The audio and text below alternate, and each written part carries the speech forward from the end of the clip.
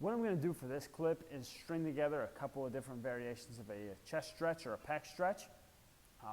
First I'm going to show you is a supine position, which is lying on our back on the bench stretch. It's going to use 2 plates. In this case I'm going to use 2 5s. If you're just doing this for the first time and you have tight pecs in particular, you might want to start that with 2 1/2s instead. It's going to feel a little bit painful the first time.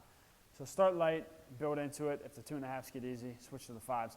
But our setup for this, we're going to lie on our back on a bench. And in this case, I actually like to put my feet up on the bench just because that's going to allow us to keep that low back kind of flat a little bit easier. We won't have to work so much with our abs as we would whenever we're with our feet on the floor. You really have to squeeze your abs down tight to get the back flat. Just going to keep that good position a little bit easier with our feet up on the bench. So what we're going to do next, pull the shoulder blades together, hug in the bench with our elbows like we talked about for our pressing stuff.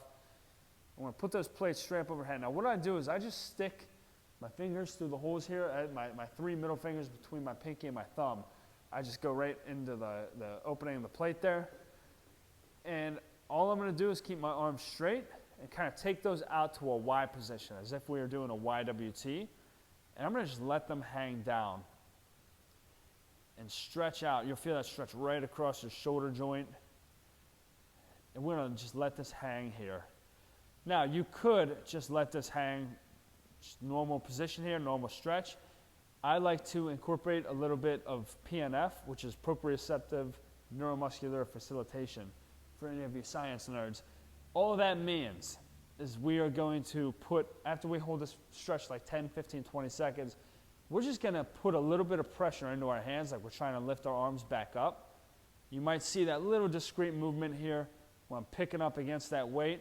I'm going to hold that for about 5 seconds and then I'm going to let it relax. And you'll probably notice your plate sinking down a little bit lower after you do that.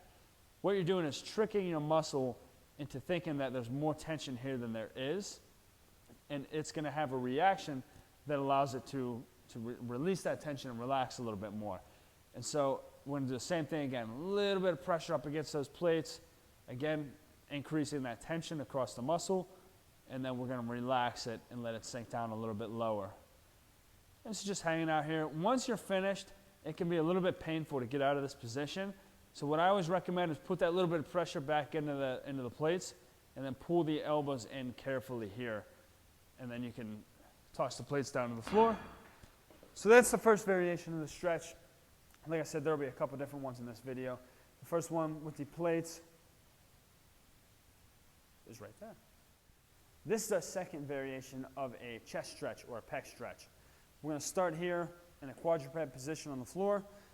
So I'm on my hands and knees. I'm going to put my hands, my fingers rotated outward a little bit, and my elbows bent slightly outside of shoulder width.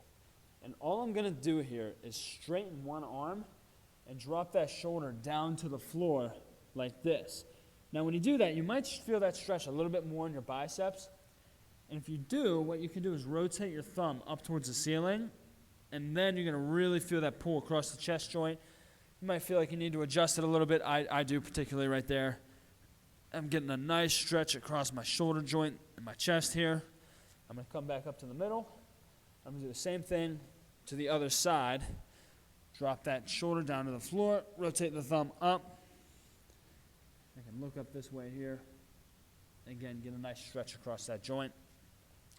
If you get really good at this, you could incorporate a yoga block. Put your hand on that. And what that's going to do is elevate your hand and put you in a little bit deeper stretch in the bottom position there. I don't particularly need to do this right now because my chest is certainly not stretched out enough to do that.